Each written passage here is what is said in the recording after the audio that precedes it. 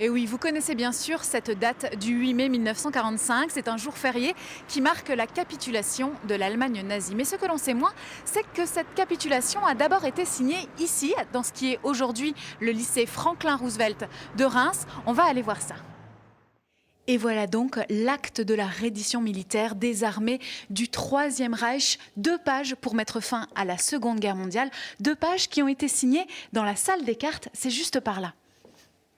Et alors un fait assez exceptionnel, on va pouvoir s'approcher au plus près des objets de cette salle des cartes. Bonjour Madame Ernu.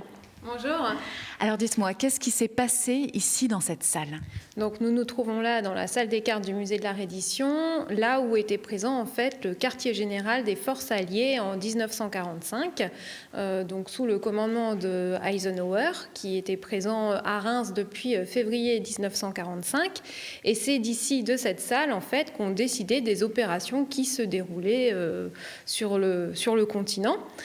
Et c'est ici également qu'a été signé le 7 mai 1945 à 2 heures du matin la reddition de l'Allemagne dans cette Deuxième Guerre mondiale. Donc c'est vraiment là sur cette table-là que l'Allemagne nazie a capitulé.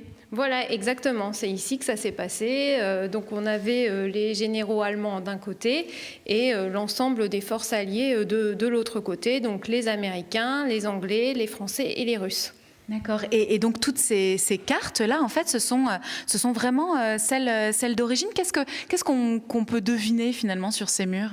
Donc ce sont les cartes effectivement d'origine, là où en fait on déplaçait, où on notait les forces en déplacement, les régiments qui se trouvaient sur les différents sites, où on décidait du déroulé en fait de la guerre.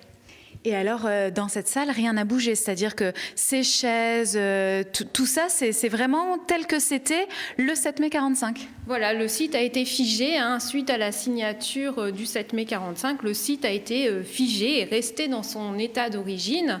Et d'ailleurs, très vite mis également en tourisme, puisque une fois la signature passée, le Eisenhower a donné en fait à la ville de Reims les clés de cette salle pour que les Rémois et les Français en général, voire même le reste de la population, puissent venir voir où s'était déroulée cette reddition. Mais alors pourquoi est-ce qu'on ne sait pas que c'est ici que ça a été signé? Pourquoi est-ce qu'on a retenu la date du 8 mai 1945 pour la capitulation de l'Allemagne nazie? C'est une situation probablement politique. Effectivement, les Russes ont vraiment souhaité qu'il y ait une seconde signature qui se fasse à Berlin le 9 mai.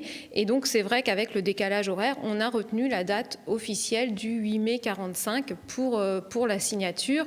Mais la première a eu lieu vraiment à Reims.